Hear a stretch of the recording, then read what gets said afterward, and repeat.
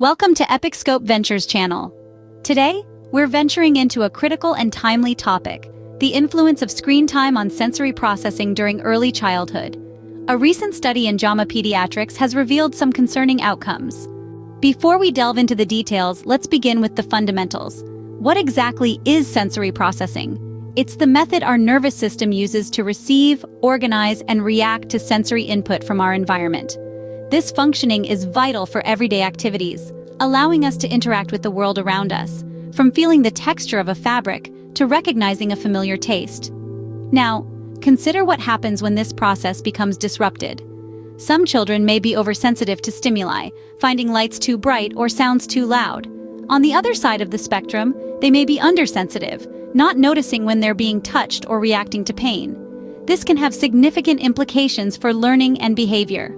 A child might struggle to concentrate in a noisy classroom, or they may have difficulty with tasks that require fine motor skills, like writing or buttoning a shirt.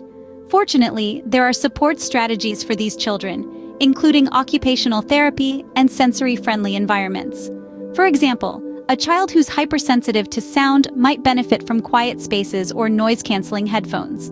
Understanding sensory processing is vital as it affects every aspect of our lives, from basic survival to complex behaviors. Now let's investigate how screen time might impact this critical process. In our exploration of the impact of screen time on sensory processing in early childhood, let's dive into some recent eye-opening insights into the potential consequences of digital media exposure on children's sensory processing abilities. The methodology behind these insights is noteworthy, as it utilized data from the National Children's Study, which provided a rich dataset of children's development at crucial milestones. The researchers assessed the sensory processing patterns and screen exposure of a sample population of 1,471 children at pivotal developmental stages, 12, 18, and 24 months. The key findings from this research were compelling. At each age milestone, it revealed significant correlations between increased screen time and changes in sensory processing. These changes were not uniform, however. At different stages, children showed varying degrees of sensitivity to sensory stimuli, suggesting that screen time's impact might be age-dependent and complex. These findings have profound implications. They suggest that excessive screen time can potentially alter the natural course of sensory processing development in children. This could, in turn, impact their ability to interact with their environment, learn new skills, and even socialize with peers. However, it's crucial to remember that this is an emerging field of research. While the findings are significant, more studies are needed to fully understand the long-term effects of screen time on sensory processing and overall development. This research underscores the need for cautious and mindful use of digital media in early childhood.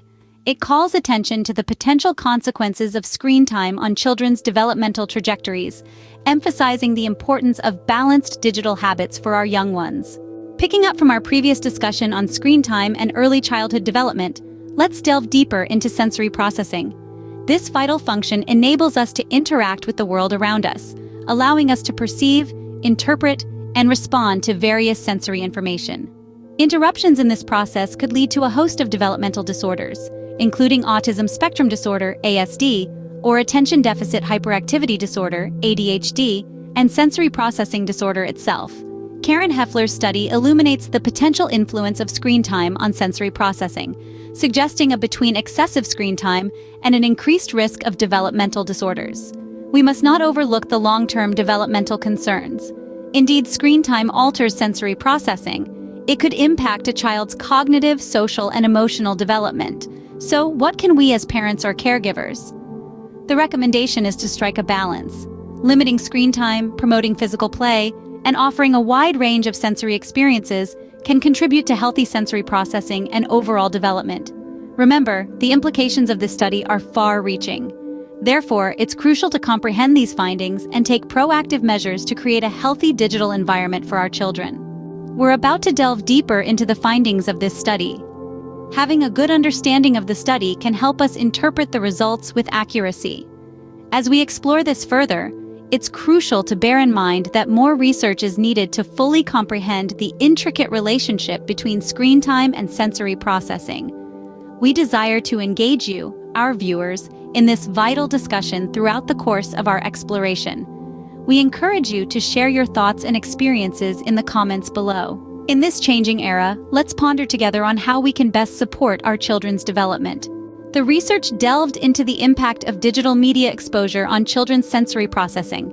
By utilizing data from the National Children's Study, the sensory processing patterns and screen exposure of a sample population of 1,471 children were assessed at significant developmental milestones: 12, 18, and 24 months.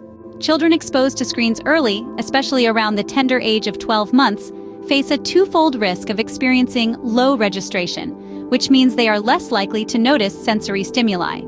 As they age, an increase in screen exposure at 18 months leads to a rise in sensation-avoiding behaviors, where they actively limit sensory exposure. By the time they reach 24 months, a higher screen time is directly linked to an increase in sensation-seeking, sensory sensitivity, and the continuation of sensation-avoiding behaviors. These findings have important consequences, particularly when examining atypical sensory processing, a common occurrence in numerous instances. It's proposed that an overdependence on screen time could potentially add to or even escalate these sensory processing problems. The heightened connectivity of the sensory brain, regularly seen in certain cases, could be further stimulated by an overabundance of screen time. Moreover, our studies indicate that the sensory brain areas, which are often hyperconnected in individuals with certain developmental disorders, could be further stimulated by an overload of digital stimuli.